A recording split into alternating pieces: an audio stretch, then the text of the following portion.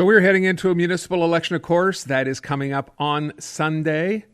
Don't forget to vote. Sunday, our municipal election, not just in Montreal, but of course across the island, including in Côte-Saint-Luc, where our next guest has been involved in politics for the last 35 years. Dida Berku, Côte-Saint-Luc City Councillor for District 3, and has decided, it's time. I was going to say it's enough, but maybe that's not the reason. Dida Berku is on the line. Dida, thanks so much for being here. Thank you very much, Aaron. Yeah, let me begin by asking the question. This has nothing to do with Cavendish, right? Oh yes, that's good. That's a good segue. Uh-huh. What would you like to know? Do you like to know if I'm going to continue fighting for the Cavendish extension? Well, yes. Okay, but I mean, honestly, if we're going to be serious for a second, 35 years is a long time to spend in any profession. When you talk about politics, that's maybe double that for what would be a regular job. So first of all, if we can go back a little bit, Dida, what got you involved in politics or interested in it to begin with? Okay, so I'll just tell you this, that I started in 1974 when I was a student at McGill and living in the Golden Square Mile, and many of the homes there were being demolished. And I took a real interest in this because I didn't understand why these heritage properties were being demolished. And at the time, as I said in the paper, $5 in an address would get you a demolition permit. So I started doing an inventory. I made it public. I did walking tours, the first heritage walking tours even before Save Montreal. And what happened as a result, Drapeau was still in power, but the MCM got a few councillors elected, and the City Council of Montreal adopted a heritage protection bylaw. And that was the beginning of what I realized was a movement, right? And then we had Save Montreal and Heritage Montreal and everything else that followed. So, nowadays when people want to go into politics, one of the questions is, why do you want to? Given the fact that we know with social media, people just, for whatever reason, and of course it's anonymous, they call you out. They basically call you, I don't even want to get into the things, I've seen some of the things that people do on social media. Why get out now? Is it just a matter of, you've done enough, you've done everything you've wanted to do, why leave now? Okay, so actually I still have priorities that I think I can realize. And it's important for me now to focus on those priorities because I feel that I have put in 35 years. I was leader of the majority City of Montreal for 4 years during the merger. I run 9 campaigns. I put in the time, and I understand the dynamics. And I feel that we have some priorities that need to get done, and I think that I can work on them even as an independent person, yes. Okay, so when you talk about individual projects, regarding what kinds of things are we talking about here? As I said, my focus is Cavendish, and your audience is going to hear from me and Rick Lechner and the Cavendish Alliance and the 3 mayors from TMR, Côte-Saint-Luc, and Saint-Laurent. We're going to keep pushing, and we hope that this time we won't let 4 years lapse, that we're going to get back to business and get back on track. Okay, well, then let me ask you, this is interesting. So you would go through this being a city council person. You're right. Walking away from that. Are you talking about starting a different group or getting together a different... What are we talking about? No, I don't think it's necessary. I think we got the buy-in from the party that looks like they're going to win the election. Right. And I think now we're just going to have to keep holding them to account.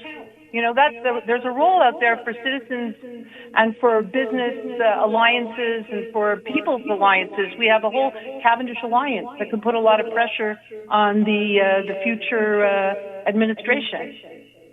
We have a problem here on the phone. We're getting a lot of echo in there.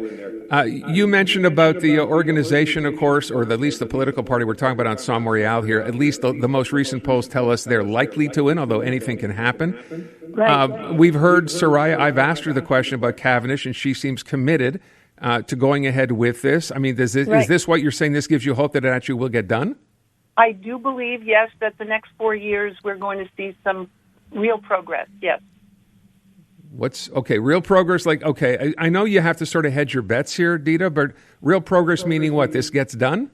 We go back to go back. The project is proposed as it was proposed by the City of Montreal. It's fine. We all agree. Those who are, around the table, the fire department, the cities, those who are invested in it are understanding that that's a good project, and we go forward and connect it to the Hippodrome, go before the BAP, get approval, and start working. Yeah. You know, when she came out and said this project will go to the BAP, I remember sending a text to Rick saying, haven't we already gone this route where the BAP has actually looked at it? We filed, but we have to go through the motion. You know, the BAP has to listen to to all the interveners, and that could take a few months. Okay. But we got to start. We got to do it. They filed it at the BAP, but they didn't go through with it. There's the process. And now we're going to go through with it. I'm going to be pushing for that. Okay. Let me ask you a couple of things. Looking back again on what you've done, what was your biggest challenge in city municipal politics? You know, I think there were many challenges along the way, and I have a long list, but I can go back to 1993 when Alan D'Souza and myself, is something many people don't know, but there was a $350 million incinerator that was going to be pushed through by all the mayors. And Alan and I, we were just councillors, and we got 50 councillors across the island to overturn the 15 mayors and their conviction that they wanted to go ahead with an incinerator. So that showed me, like in 1974, that yes, once you start a movement, once you start people around a positive force, that they can definitely move forward. So we did that. Then with the mergers and the demergers, that was definitely a major challenge for the city. There's a lot of pros and cons on both sides. Ultimately, I think the cities are better off, the demerged cities are better off demerged, but we have to revamp the agglomeration. It's not fair. The taxation's not fair, and the way in which the residents of the island, especially the ones who aren't in Montreal, are paying for services but not getting to vote for the elected officials who are making those decisions. And Meadowbrook, can't forget Meadowbrook. And, of course, my third priority, as I mentioned in the paper, is anti-Semitism and all the radicalization that's going on. I feel strongly that there's a lot of radicalization in this city that's leading to violence, and I think that that's a very important thing that we have to address. We cannot ignore what's going on the streets of our city, because this is not the city that I grew up in. This is not the vivre ensemble that I knew over the past 35 years. You know, Dida, after hearing you say this, you sound to me like someone who still wants to be in politics. Well, listen, there's a role for everyone, right? Yeah.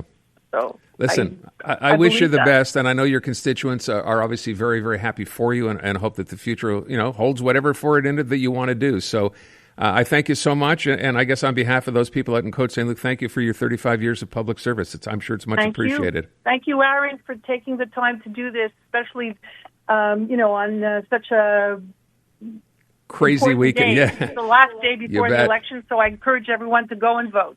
Thank you so much. Dida Berku, retiring after 35 years as a city councillor in Côte-Saint-Luc. The biggest songs in the world. You've heard them countless times. Now, learn the details of how they came to be. Join Ruby Carr for Encore, the stories behind the songs you love. New interviews and newly unearthed archive footage make for a fascinating weekly deep dive. Stream Encore, the stories behind the songs you love on iHeartRadio or wherever you get your podcasts.